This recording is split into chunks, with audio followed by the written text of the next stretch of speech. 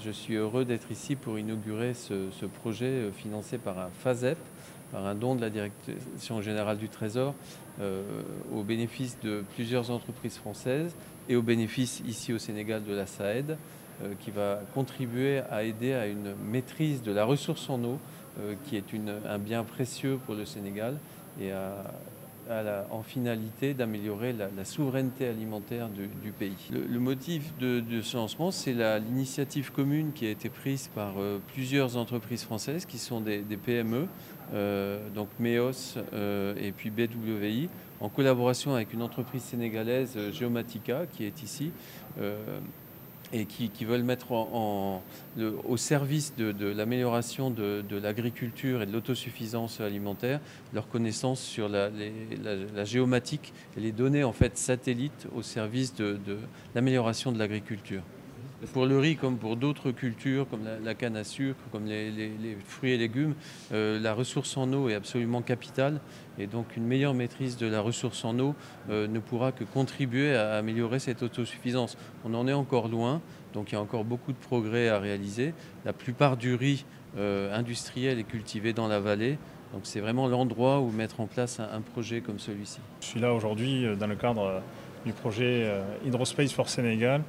avec la SAED et des collaborateurs français, donc BWI et sénégalais Geomatica, pour ce projet donc, de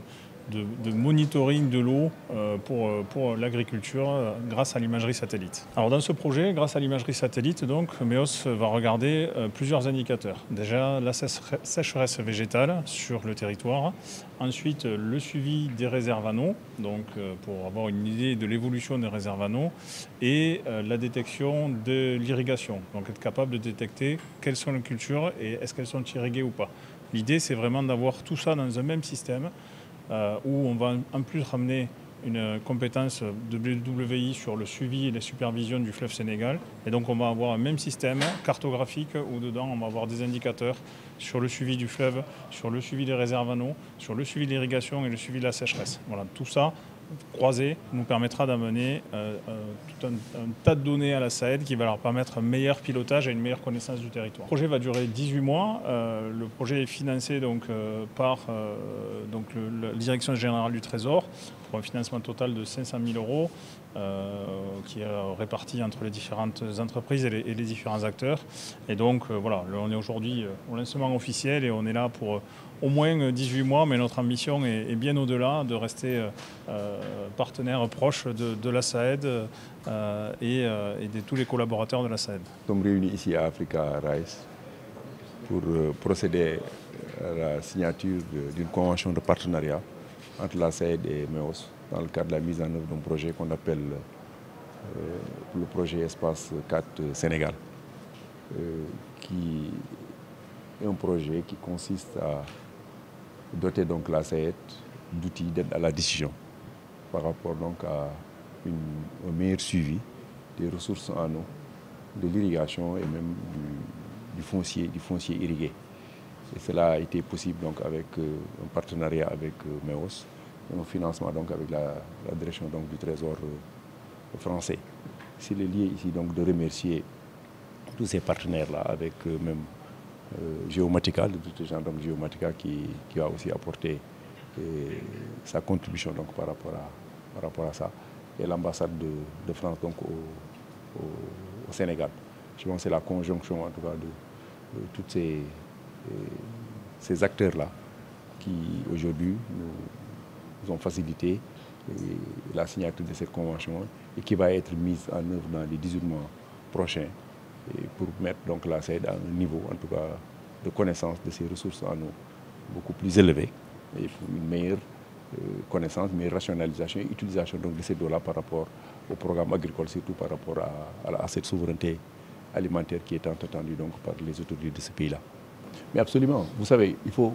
la connaissance de la ressource en eau est très importante. Comme je dis, l'eau est le premier intrant par rapport donc à l'agriculture irriguée. Donc il faut la connaître, cette eau, mais connaître aussi bien sûr aussi le foncier. Et aujourd'hui, la technologie a tellement bien évolué au point que la SAED ne peut pas rester